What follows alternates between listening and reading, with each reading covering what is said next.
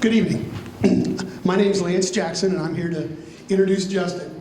Thank you for coming tonight for the Fight for Freedom Town Hall. In a few moments, we are going to gain insight into why this federal lawsuit matters for our community and the nation's future. As someone who spent more than 3 decades studying and teaching history, the history of our nation, I value freedom and justice. As an educator, there is little I hold more important than the future of children. Tonight, we are going to review how liberty has been compromised in our community and talk about what's being done to reclaim it. I am honored to introduce someone who has dedicated his life to making a difference in Urbana and who is also a dear friend of mine. Many of you know Justin as the driving force behind where we are tonight, the Urbana Youth Center, an initiative that has provided critical resources and opportunities for our local youth. His passion for community development is evident through his work with Urbana Tomorrow, where he has fought to restore and revitalize our city's properties, ensuring a brighter future for generations to come. However, his advocacy has not come without challenges. For more than a decade, I have worked side by side with Justin, discussing the most critical issues facing our country. I have also consulted on his mayoral run in 2019 and have advised him for years. I've seen him take these challenges in stride, but I know the consequences are beyond what some of us might initially notice. Excuse me. When the future of students Justin has fought for was placed in jeopardy, when the rights of all property owners were threatened, and when criminal justice system was leveraged to attack his liberty, enough became enough. The federal lawsuit against the City of Urbana is not just about Justin's personal struggles. It's about protecting the constitutional rights of every citizen and ensuring that politics never again stand in the way of progress. Tonight, Justin will briefly share his story, and then we will invite a small panel to the stage to answer questions. In addition to Justin, we will hear from the chairperson of the executive board of the Urbana Youth Center, the CEO of Urbana Tomorrow. And it is now with my pleasure, I'd like to welcome you, Justin T. Weller.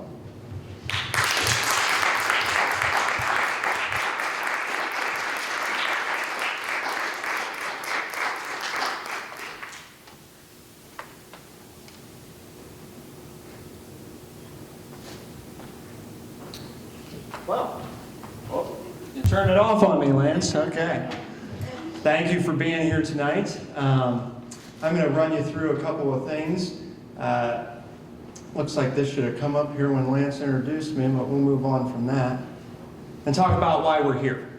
A couple important things to hit. 3 things that we're going to remember, 3 points we're going to remember, and we'll talk about each, little details on them. First, children.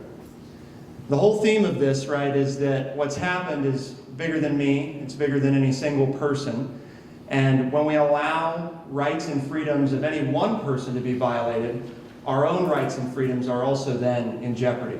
We're going to talk about the damage that's been done to children of this community. Property owners. When property owners' rights are violated or when they're taken advantage of, it gives pause to other property owners who might also consider investing in making real estate better in this community. We'll look at specifically what took place there. And then these 2 themes, freedom and justice. The freedom to know that you won't face government oppression for your actions, and justice if and when actions are taken that should not have been taken. Those are really the main things we're going to talk about. What I'm going to go over for you tonight is a timeline of events. And for the most part, there is a little opinion in some of the events, but for the most part, probably 90–95% of the events are not debatable items. They're not things that anybody is contesting took place. Now, the motivation behind them, that might be contested, and we can talk more about that. But what I want to do for you is lay out what actually happened. What took place. Then we're going to introduce our panel. Lance already told you a little bit about that. Have a couple people join me up here to answer some questions. And then obviously we'll take your questions and do our best to try to answer them. If there's anything that we can't answer tonight, specifically legal questions, that I will do my best to answer most of them. But if there's something really specific that I can't answer, Darby is around. She'll take down your specific question, your contact info, and within the next couple days, we'll have you an answer directly on that from our legal counsel.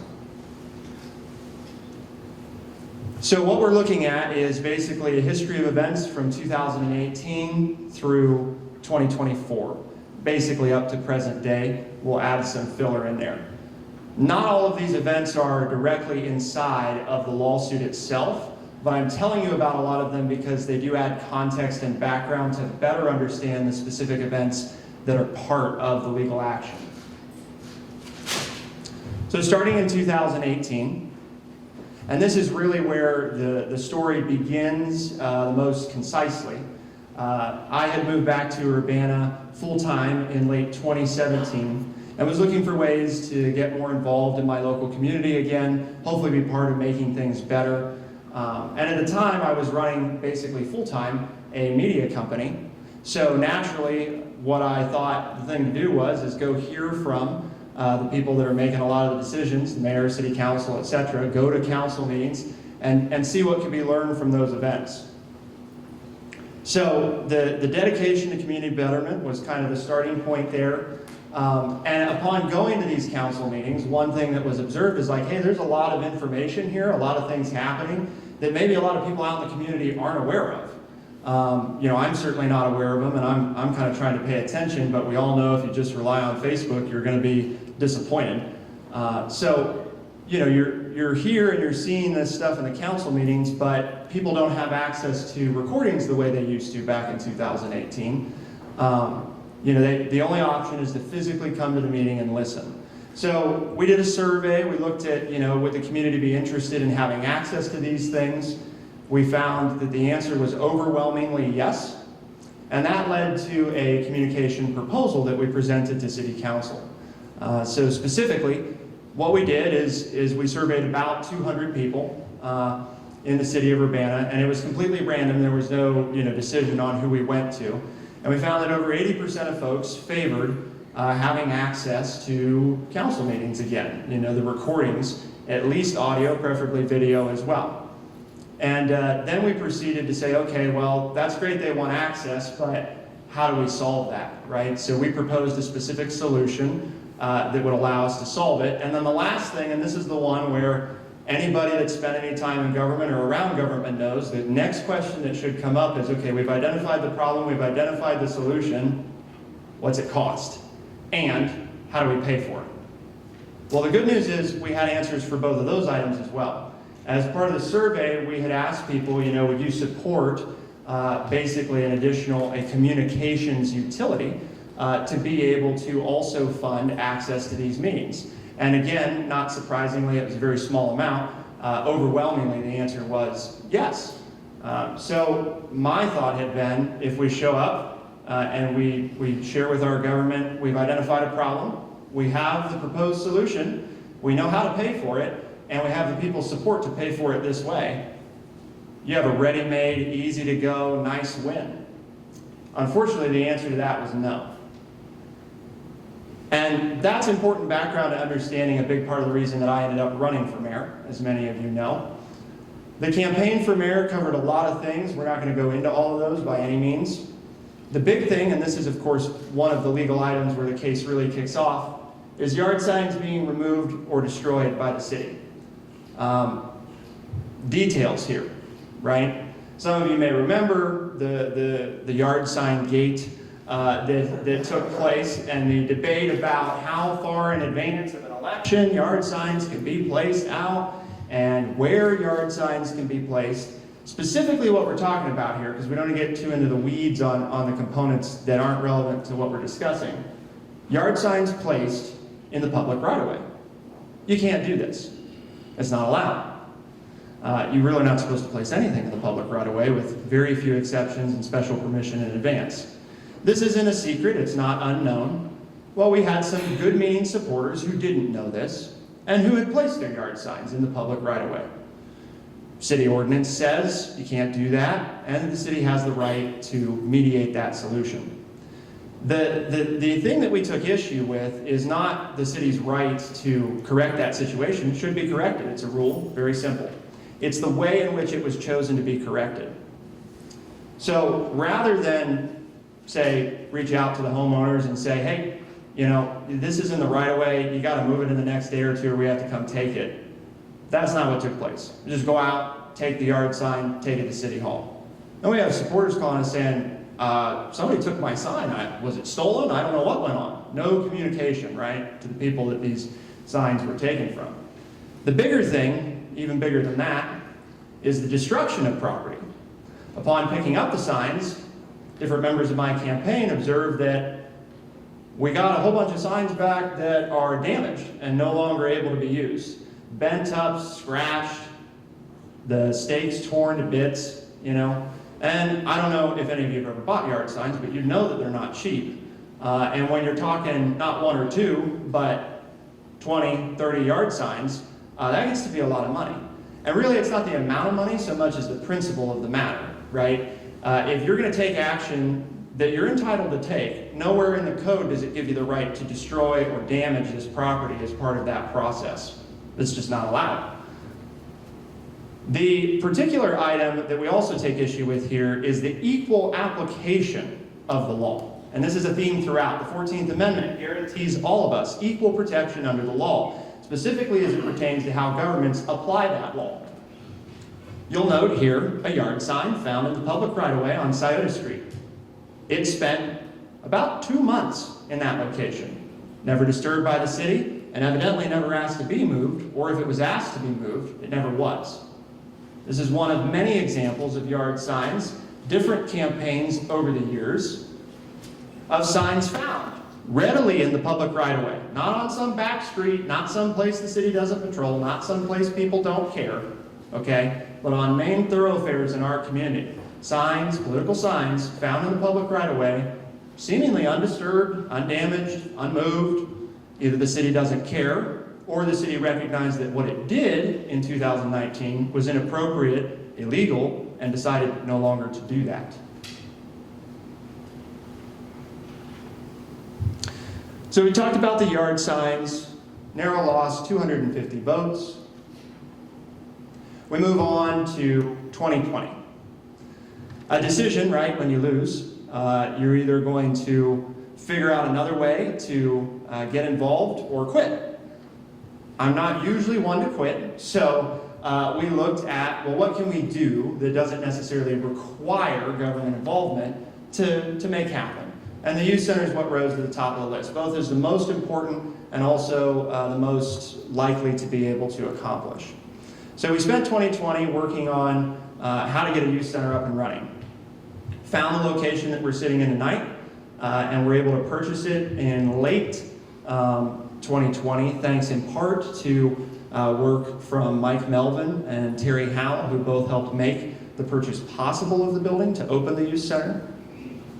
Throughout that year, there were a number of meeting requests made with the city. My interest was let bygones be bygones, the campaign's over. I'm interested in doing a nonprofit, nonpartisan thing to help children in the community, and I would think, my belief would be that any government would be interested in seeing how they might be able to help make that happen. So I had set up, actually, 2 different meetings with Mayor Bean, both of which went canceled, and both of which were never rescheduled, despite multiple requests to do so. Again, that's a lot of context, understanding kind of chain of events. 2021, the youth center opens. For those of you that paid attention, there were a lot of student interest right when we opened, quite a bit more, I think, than we initially anticipated, and over 150 students on the first night. And that summer, and this second part here is important because it comes back later, and we're going to talk about that. We received state funding for renovations to the inside of the building. The whole reason the inside looks like it does today is because the state of Ohio, through an application and approval process, approved over $280,000 to renovate this facility. Later, we make use of the same program again, but run into some trouble. 2022.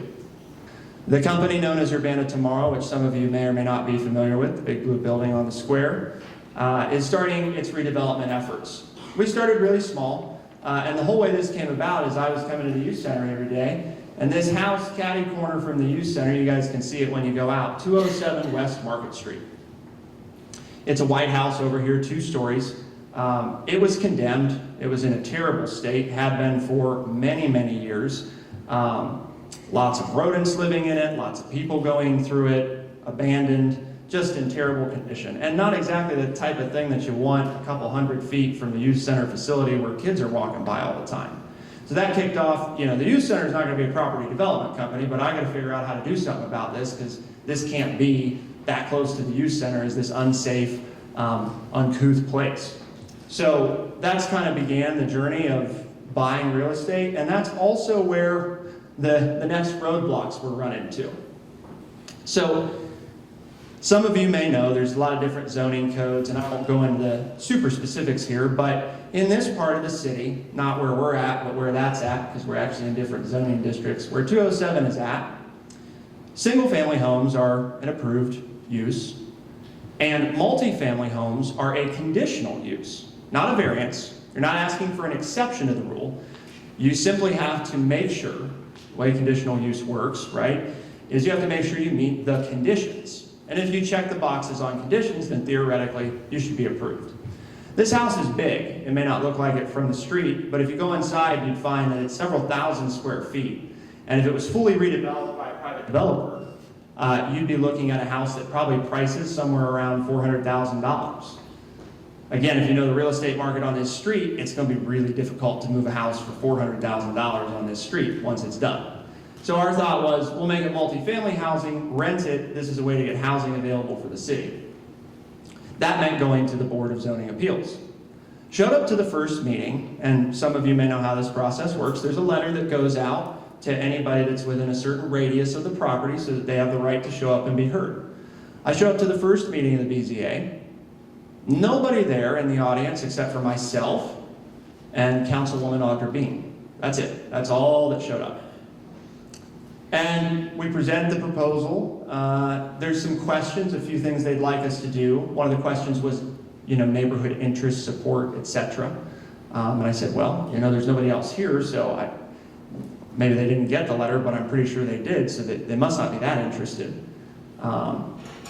And for those that don't know, a decent portion of the BZA members are appointed by the mayor, the one that chooses the members of the BZA. So they had a couple things. They weren't ready to say yes, weren't ready to say no. Okay, I'll go work on those. We have our next meeting date. I'll come back to that meeting. In between that meeting and the next one, I had called up Councilwoman Amy Jumper and said, I saw another member of council at this meeting who was just in the audience. They're not on BZA. And I guess I didn't realize that members of council came to these meetings regularly, And she said, well, my understanding is I don't think that they're supposed to, because it helps keep separation there of nobody on the committee necessarily seeming like there could be pressure or anything like that. But she said, but I could be wrong about that, so I'll ask the question, because maybe I'm not sure, and I'll try to be at the next one if I'm allowed to be. So I contacted her right before the meeting and said I hadn't heard anything. She's like, yeah, I reached out to the director of law. I can't seem to get a response, so I'm not going to come because I'm not 100% sure, if I should be there. So I show up to the meeting, and interestingly, the councilwoman that was there from the first meeting is not there, and now the better part of the whole street has showed up, which is kind of odd, given that they didn't come to the first meeting. So not sure why all of a sudden at the second meeting we had 15 people who apparently strongly objected to this multifamily housing project taking place. They object to the property sitting idle, and they object to it being condemned, but also object to it's the only viable path of redevelopment. So the house continues to sit today, because while there's an approved plan set and a way to redevelop it into multifamily, at the moment there's not a good path forward to do anything with it. So it continues to sit vacant when we'd very much like for it not to.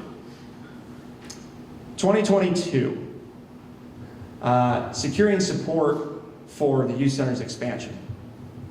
So we have a lot of kids showing up to the youth center. Things are going pretty well. And we completed our renovation project, And we went back to the state and said, hey, that's done. You know, are there any other programs that we should know about? And they said, well, we don't have any other direct ones to point you to, but you can go for this one again. If your demand's strong enough, maybe you want to expand the facility or, you know, buy an additional facility, and our money can help you do those things. So we began work outlining a plan to over double the size of this facility. The challenge with doing that is that there's a cap on how much state money can be used in any fiscal year toward a single project, and the cap is $750,000, basically. Okay? So we had to come up with a plan that helped us navigate that, because you can't expand this building double the size of it for $750,000. It's just not enough money to do it up to code and do it the right way. So we collaborated with the state, and these letters will be important again here later. This is a letter from the Youth Center, September 1st, 2022. And you'll note here that we attached to this letter 2 letters of concurrence, one from the Ohio Department of Mental Health and Addiction Services, and one from our local Mental Health, Drug, and Alcohol Services Board of Logan and Champaign counties, both supporting the information provided here in this letter. Grand total capital support for expansion and improvement projects pertaining to the Youth Center, $2.5 million. The next letter here is from MHDAS, also dated September 1st. Also, as you can see, concurring with the Youth Center's letter, and that they're pleased with the services available to the youth and are excited about the potential impact of the growth available once the additional wings to the building are complete. And then lastly, a letter from the State of Ohio Department of Mental Health and Addiction Services dated September 14th. And again, you'll see here we concur with the Youth Center and MHDAS's letters dated September 1st as it relates to the funding plan to move the project forward. So we have the 3 agencies that are all part of this application process. And in fact, it's a requirement. The state of Ohio has laid that out. You have to have your local board sign off on your application. You have to have the state sign off on it, and then of course the state ultimately does the approval. So we've got a big thing checked off here, is that we have a plan, right? But that's not the same thing as approval. And we'll come back to that, because that's when the plan starts, and it gets a little messed up later. Urbana Tomorrow outbids in 2023 the city at public auction for a house. Some of you may know the house, or what was the house, 405 Gwen Street.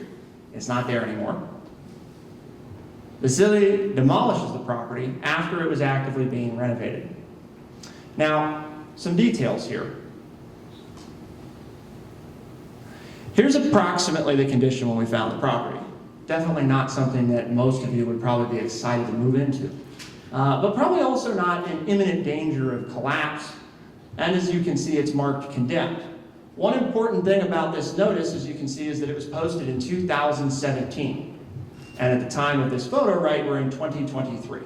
So 5-6 years since the property had been listed as condemned, a danger to public health, according to the Champaign County Health Commissioner. But it seemed to sit untouched, unconcerned, the city not seeming to care to do much about it. And the city has a lot to do, right? I mean, they got a lot of things. One house on Gwen Street, that can't be the top priority of the city, certainly. There's lots of condemned houses all over the city that need attention. So we outbid the city at public auction. I'm there, Director of Administration Brugger's there. And this is an auditor's auction. And I think, we acquire it for $400 or approximately. The day that I go to pick up the deed, I get a call from the zoning officer at the city asking if I could stop by so that I can be served with, dated February 28th, 2023, a code violation notice on my nice new acquired property. 10 days from the receipt of this letter, you are to remove the structure. That is the process for abating this particular nuisance. Again, if any of you do anything in real estate, you'd know that 10 days to repair an entire property is not going to happen. Don't dispute that the city has the right to issue this under its ordinances, right? That's not the issue. Certainly have the right to issue it. The ordinances say they can issue it. The question becomes, back to that 14th Amendment, why wasn't this house taken care of before? The only requirement for this notice to be served is for it to be posted on the property. Doesn't have to be handed to somebody, doesn't have to be signed for, it just has to be posted. So anytime during those previous 5-6 years that the Champaign County Health District said this was a public health hazard, the city could have posted this notice and 10 days later came in and tore it down. But Justin outbids the city for it, and the day I pick up the deed, well, now we got to get it torn down right away. Got to get on it. So we issue a reply because, as you'll see down here at the end of the letter, the city hopes to hear from us soon. So our reply comes in 10 days later on March 10th, addressed to the city. And you'll note here that we dispute the fact of the first code violation, that we've corrected and no such public nuisance exists. This is rubbish on the property, by the way, of which there was quite a voluminous amount. We removed, I don't know, probably 3 or 4 30-yard dumpsters in that first week alone. And on the second issue, the one where they'd like us to tear it down, we mentioned that we've engaged a licensed contractor who's already started repairs on the property. We also note that we've contacted the Champaign County Health District and that they've removed it from their list of condemned properties, apparently no longer considering it a danger to public health. And we've contacted Champaign County Building Regulations and have a permit application to begin renovations of the structure. We also note that in our opinion as a real estate developer, and also our contractor's opinion, that this building is not likely to collapse. So keeping in mind that's March 10th, we hear no response from the city of any kind. So we keep going. The property's left alone. One of two things. Either the city thinks that we've corrected the issue for which they claim to have been a problem, or they don't have an interest in correcting it. But we wouldn't know because they didn't communicate with us. So we just keep going. Making headway, improving the property. And you'll see here, we get another letter several months later, July 20th, 2023. And we have some new code violations now. These are from similar sections, but interestingly enough, the remedy is the same remedy that was listed before. Remove the structure from the property. We do not want that house to be there. Okay, 10 days to comply again. Mind you, this is after months of cleaning up the property, demolishing 2 former additions to the property that were not structurally sound, okay? Saving the part that is structurally sound, shoring it up to make sure it doesn't collapse, and already having conversations with an architect to plan a redevelopment for the property. So our team's there actively working, spending money. We're probably $10,000, $15,000 into this project. We want to tear it down though. We know you're making headway, but it's time it comes down. We hope to hear from you soon. All right, well, you're going to hear from us soon. Here's the next letter. 10 days later, on August 4th, 2023, acknowledging receipt of the city's letter, noting that we reinforced the structure, that we removed more than 100 cubic yards of waste, and that we've been consulting with building regulations. We've also had conversations with our design professional. We also thought it important to note that there are some historic qualities to 405 Gwent Street that we didn't know about when we purchased it. 2 proposed solutions. Demolish the structure. We are against this option, which we informed the city of. Unless the city desires to remove the structure and assume the costs, if they insist on moving forward with demolition, we volunteer to do it at the owner's expense. Volunteer to do it. Because we believe we can control that cost more closely than allowing city and public workers to be engaged in the process. We are not consenting to the demolition of this property. Option 2, the one, of course, that we favor, allow our company 60 days to continue working with design professionals and engineers to determine what options are most achievable to get this property redeveloped and put back to use for housing. Within 14 days of an answer from the city to this letter, we'll secure the perimeter of the structure with a form of fencing to restrict any unwanted access to the property. And at any time after that, if the redevelopment of the existing structure is determined to be not possible, then we'll proceed with option 1, pay for the demolition ourselves and handle it. So we have 4 letters. The first letter from the city receives a response from Urbana tomorrow. Our letter in reply gets no response from the city. We respond to their next letter and then received no response to our last letter. I guess you could say we did receive a response to the last letter, although it wasn't in writing, it was in the form of tearing down the property. Without, by the way, notifying us that they intended to do that after having received our letter, which they confirmed receipt of. They did confirm receipt, that they got the letter. So the way that I found out, too, interestingly, about my house having been demolished was not from the city. I got a phone call from the Champaign County Auditor who said, just for some date references here, our response to the city was issued on a Friday, okay? The city was planning to meet Monday, according to the zoning officer, and they acknowledged receipt of the letter so that they could decide what to do next. Okay, we'll wait to hear from you. I get a call Tuesday from the Champaign County Auditor. I can't believe they tore that house down. Huh? What? They tore the house down? Okay, well, I thought that we sent them a letter, they were going to make a decision Monday, and then, you know, I don't know, common sense would dictate that they might have communicated their intentions. But they did not. So they tore it down, and, you know, a couple weeks later, we get an invoice for the cost that the city incurred demolishing the property that we didn't want them to tear down, that we were actively trying to improve.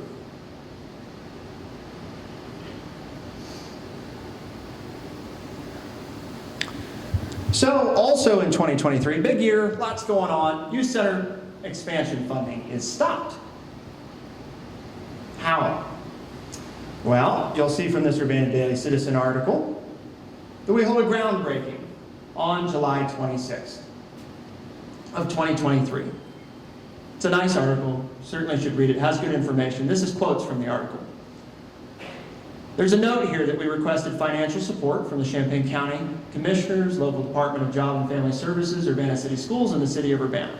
And of course, you'll note the next one here that as of July 2023, we received no money from any local government. In the interest of getting the community involved, the GrantWorks Foundation Board of Directors established a stakeholder committee, and in the interest of fairness and also impartiality, decided to appoint Adam Sorensen, the current executive director of the Mental Health Board, as the chairperson of that committee. The thinking being this group would invite all of these people that may or may not have issue with the youth center but aren't currently involved, the schools, the city, the county, all of them. Let's bring them all in, and local area churches, anybody we can think of. If you're interested in knowing what's going on at the youth center, you're invited, you're welcome to attend. Issue being that despite multiple invitations coming from people other than me, and also from me, the city never sends a representative to any of these meetings. And that'll be important again later as well. As you can see, we invited Mayor Bill Bean, Urbana City Schools Superintendent, all three commissioners, Judge Lori Reisinger, Director Stacy Cox of JFS. And the first meeting at the time of publishing this article was scheduled for that day. They'd all been invited about a week prior to this. A couple steps we had taken in our commitment to openness and transparency. We put our policy and procedure handbook on our website, and we also published the outline of all programs that UIC currently offers on our website. Again, that's important later. What's that got to do with it? Okay, so on 7/25, right, the day before the groundbreaking took place, this is the signature page of application MH1325. It's an application for money from the state of Ohio, of which we filled out actually three of these previously before, and they've all been approved. No big deal. Very used to this process. Trouble is that this one's related to the expansion actually getting going. So you can see my signature's up there at the top, authorizing on behalf of the applicant, the Urbana Youth Center. You can see Tammy Nichols' signature there, the current executive director of MHDAS for Logan and Champaign counties. And then down here you can see a recommendation of acceptance by Art Wills and Curtis Smith, both working in the Capitol Office of the Department of Mental Health and Addiction Services. So they've reviewed the application, what this means, just so everybody understands how we get to this point. We do a worksheet, they have to review the worksheet, approve the worksheet, request appropriation for the funding, and then if the funding's appropriated for, then we get a notice that now we can submit an application. So that's how we get all the way to this stage. But then the application has, of course, all kinds of details. How many students you're going to serve, what's the budget like, what programs do you offer, how did you come up with those programs, how you're going to make sure that you stay open for the next 20 years while we're getting our money back, all these kinds of things. Okay? So all of this, all these people have to review this. So the state office has recommended this for approval, and then down here, approved by Lori Chris, Director of the Ohio Department of Mental Health and Addiction Services. So the Director of the office has reviewed it. 2 other people at the office have reviewed it, and they've all said the same thing. This project meets all the criteria necessary to move forward. So we hold the groundbreaking, which the state of Ohio participates in. Certainly not something they'd do if they didn't think that the funding was going to proceed. And you might remember as well those nice letters before, those 3 letters of concurrence that were highlighted. This was a multi-year plan. So the state claiming that they didn't know or didn't understand that another round of money was going to be needed simply is not true. Their signatures on a document that says they understand it's going to require 4 different fiscal years of money to get the job done. And of course, they've signed an application here saying you meet all the criteria, we're good to go. So we have the approved app. The next day we do the groundbreaking. City's invited though, doesn't attend. And then on 8/24 something interesting happens. Criminal charges are filed against me. We're going to come back to explaining those charges. Don't want to get off track on the youth center. But then on 8/28, 4 days later, I get a call from the state of Ohio, our project manager there, and he says, I'm not sure what's going on, but the controlling board at the state, whose job after there's an approved application is to look, make sure everything's in order, and then their job is to release money to the department at the state so that they can administer the money. That's what they do, basically. Very simplistic version. He says there's a problem at the controlling board. We sent everything in. I don't know exactly what's going on, but I was told that there are some questions from your state representative's office, and it needs to be tabled. So it'll be revisited at the next meeting, but you should probably reach out to your state rep because I'm not sure what's happening. Okay. So I place a call because I know that Taylor Armstrong at the time was a legislative aide, the state representative to Taylor. And just say, you know, hey, we're told this is put on hold. Not sure what's going on here. You got any insight? And he says, funny, I was just about to email you. So this is taking place the next day, right? And let you know that, you know, we'd like to set up a meeting. The representative is not familiar with the youth center, so we'd like to come out, we'd like to see it, and we'd like to invite, you know, the commissioners and the city and the school board and the mental health board. We'd like them to be there, you know. Okay, sure. So we set the meeting. Although I do point out to Taylor then that because this is a multi-phase project and because we've already done $750,000 in the planning phase, which included site acquisition, the youth center owning the property outright, okay? Included all of the engineering and the architectural components, included pre-ordering supplies, included the public bidding process to select the contractor for the work. All of those things as part of that initial phase process. To say, you know, we got a contractor, we just broke ground, we did all these things based on a plan that was outlined by the state. I'm not at all opposed to the representative coming out to learn more about the youth center. I think that's great, but you know, we need to make it happen soon because our contractors were planning to show up because we're supposed to have the money.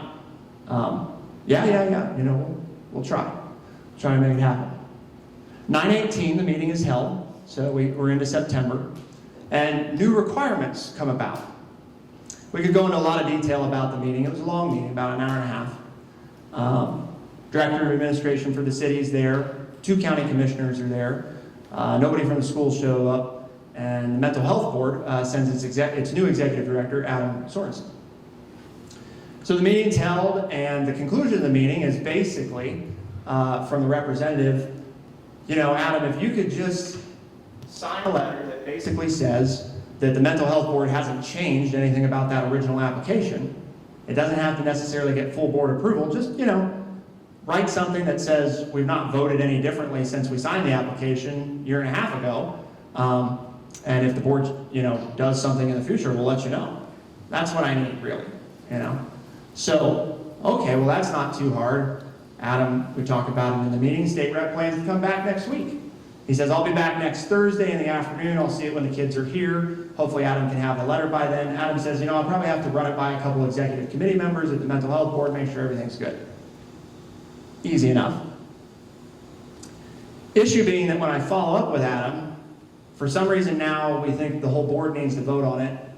And then when I follow up with Taylor, he insists that not just MHDAS needs to submit a letter. The county also is going to need to submit a letter. The schools are going to need to submit a letter. And the City of Urbana is also going to need to submit a letter. And they're all going to need to say that they support this project moving forward. And until all those letters come through, nothing's happening. So, the next day, I submitted an official letter of an official request to the City of Urbana.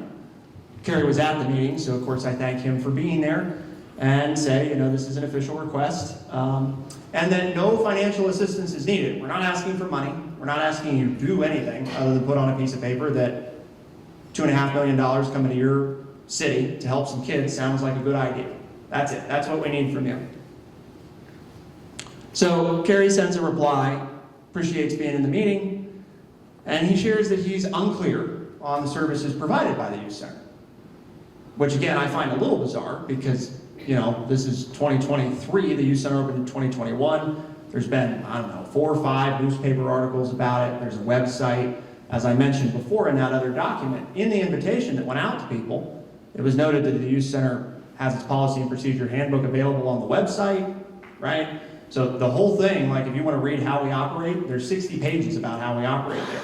There's also a whole other document that outlines all the services. I'm not sure, and he was also in the meeting that was an hour and a half that was all about the services that we offer. So I don't know if he wasn't engaged or what was going on, but I was a little shocked when I saw this. I don't know how you're unclear about it. So part of what I did in reply to this email, I wanted to make sure we answered everything. It's a long email, lots of bullet points. We're not going to go through all that. But every place that Kerry did something in my reply email, this darker color here, it's kind of hard to see, it's actually green in the email, is my reply. So I made sure that we took it line by line. If he asks a question, he gets an answer. And this just goes on for a while here, as you can see. Long letter.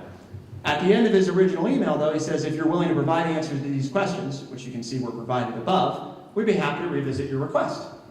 Okay, here's the answers. No problem telling you what we do here. The next thing, though, 928, I follow up because I sent the reply and said, here's all the answers to everything he asked. I haven't heard anything. So I assume since we didn't receive a response from you after I answered all your questions that we're good to go. I answered them all. Is there anything else you need? Well, here's his reply. There's nothing we need from you. The City of Urbana will not provide a letter of support. So, okay. So we answered all your questions. You have no more questions. You don't need anything from us. And the answer is no. Because why? $2.5 million to help kids in your community. The answer is no, and you have no reason. So naturally, this followed up an email from me that basically just politely said, you know, could you help me understand here? I don't understand how we get to yes if there's no context. You have no more questions. You have all the information you need. The answer is no, and you have no reason. Kind of bizarre. So the project's dead. We can't move forward. One of those requirements that we needed to meet, not possible, because the city says no. So our contractors that were hired through the proper process with the state of Ohio went through public bidding. We've been working with them for over a year. We get a nice invoice. $140,000 in cancellation fees for your nice contract. Since we can't proceed with the project, you'll need to figure out how to pay that. Please and thank you, 30 days. I did think about forwarding that invoice to the City of Urbana, saying, you know, you sent me one for demolishing my property. I thought I'd send you one for taking away this money from the youth center. Mine's bigger, but whatever. So there's the full timeline, right? We start back in July. We have this approved application, and basically by the start of October, the project's dead. Largely because the requirements somehow change. I mean, these are all new requirements. These letters of support are not part of the initial requirements in the application. They just come about somehow. And then, of course, we receive a requirement that we're unable to meet, and we don't have any reason as to why we can't meet it, and it's never explained to us, despite asking. And like I said, 2023 is a big year. Thankfully, we're getting near the end. So the city demolished that property. The youth center expansion was stopped. You know, and if all that's not enough, those criminal charges that we mentioned before, right? Just, you know, icing on the cake. So we talk about unbelievable evidence. What does that mean? How do we know it was unbelievable? Well, there's more information on that later, but basically the short version here of what you need to know, the city prosecutor's office filed some criminal charges against me. These are charges that, in talking to a former Urbana police officer, said, you know, I brought evidence like this a number of times to the prosecutor's office before, and I had a lot of ample evidence. I even in one case had a landlord that basically admitted to doing this particular thing. And the prosecutor's office told me, we just have a policy of, you know, not prosecuting this type of thing. We just don't go after them. Okay, well, but now so you don't go after them, and you haven't gone after them, and you had cases with more evidence, but we're good to file this charge. And we have one witness to your alleged situation, which, by the way, is the alleged victim. That's the only person here. And then the charge that we deal with here is theft. Okay? So the case proceeds into 2024. Legal system's kind of slow, so we move on into 2024 before the trial actually officially takes place. The former tenant, the alleged victim who's accusing me of having stolen stuff, is put on the stand under oath and admits, I lied to Justin multiple times, and I did it with the purpose to mislead him. Your only witness, and I'm not a lawyer, but you know, you should ask some lawyers, your only witness who has any credibility just blew all their credibility. So the only person who can actually speak to this supposedly happening just said, I'm a liar, I know I'm a liar, so you can't trust anything I ever say. And also, the things that I'm saying Justin did, he did based on me lying to him about doing them. Again, I'm not a prosecutor, but I don't know a lot of prosecutors be like, oh yeah, this is a really strong case. Feel real good about this one here, you know? And I mean, I remember going to lunch with my attorney at the time, and he kind of turned to me and was like, man, this is like an episode of Law and Order. I can't believe that just happened. That never happens. You never get somebody to admit on the stand that they lied to you, and also that, you know, they can't be believed. That's insane. So, I mean, we were feeling pretty good. Nothing's guaranteed, but we go back in, you know, everything's going to be fine. Well, not so much. Local court, guilty of theft. Misdemeanor, and I need to pay, of course, a fine and all the associated court costs. The minute the judgment is handed down, we notify the local court of our intention to appeal, because obviously we disagree with this. I didn't commit this crime. I know I didn't commit this crime. And if these things weren't enough, by the way, we mentioned how they had one witness on their side. We had multiple third-party witnesses on our side who all said, yeah, she was gone. Everything she left behind must have been stuff she thought she was getting rid of. So she said she sent me a text, said I've left. Wasn't there. I checked to make sure she's not there. Check again a few days later. Check with the people that are downstairs and say, yeah, we haven't heard anything in a week or more. Revisit multiple days later, show up with another person and say, what do you think? Does this look abandoned to you? Yeah, this looks like a frickin' pigsty. We got to get this cleaned out. Health hazard, you know? There's our concern for public health. And so we get to work cleaning it out. And I get a text 2 days after the clean out starts from the tenant saying, what are you doing?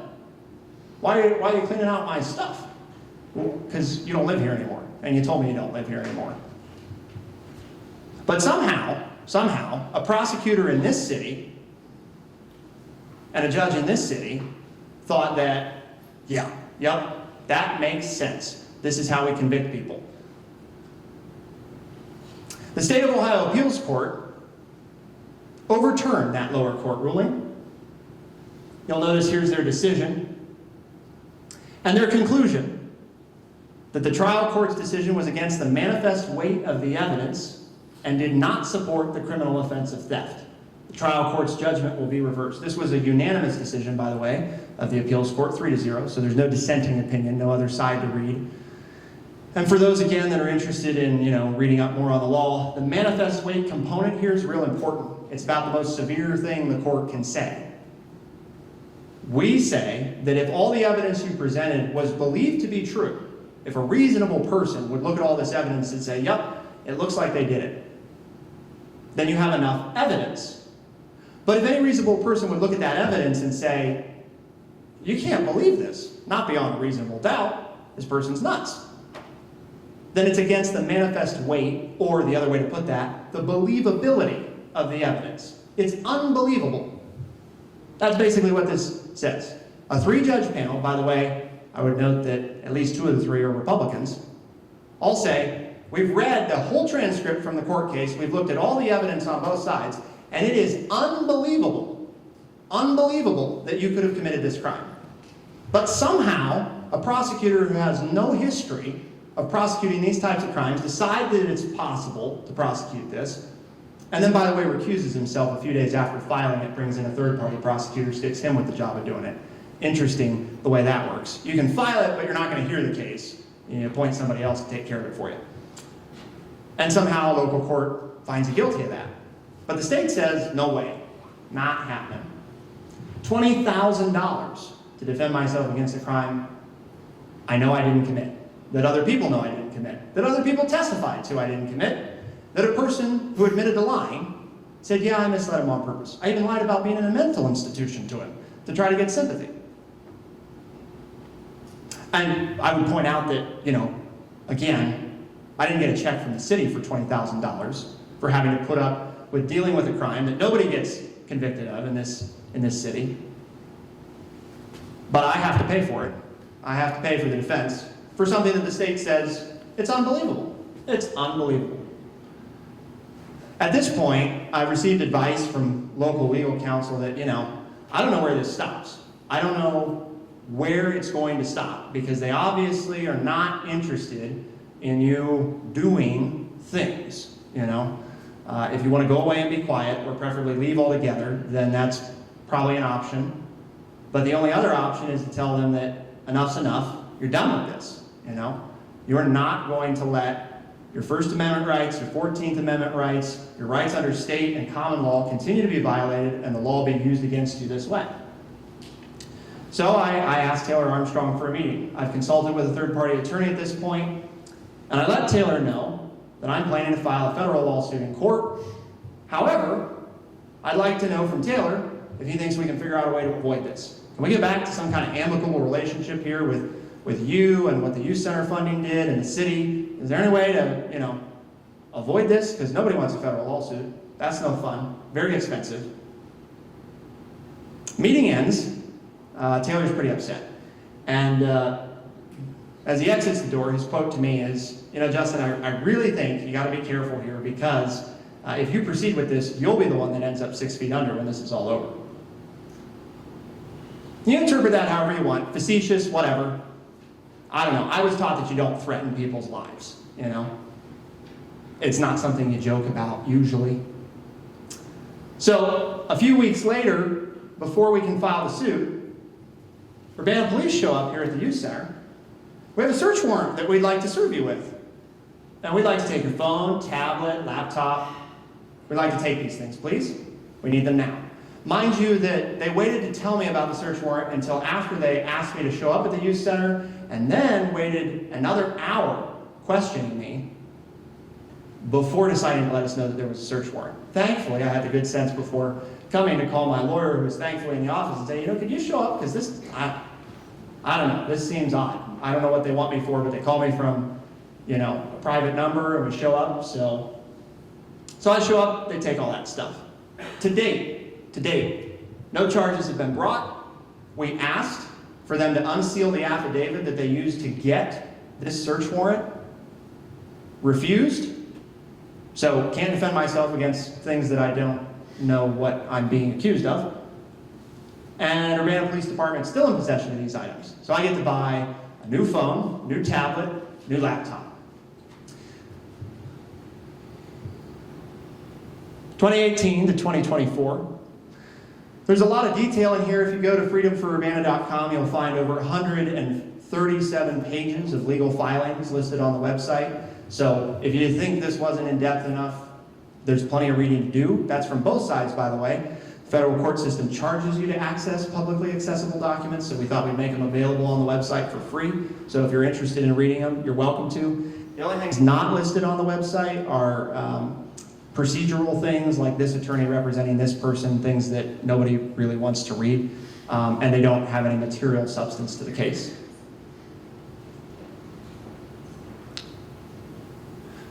Five years of these events culminating in this lawsuit, and the lawsuit claims violations of the First Amendment, freedom of speech, the 14th Amendment, equal protection under the law and due process, and multiple violations of state and common law. 12 counts in total.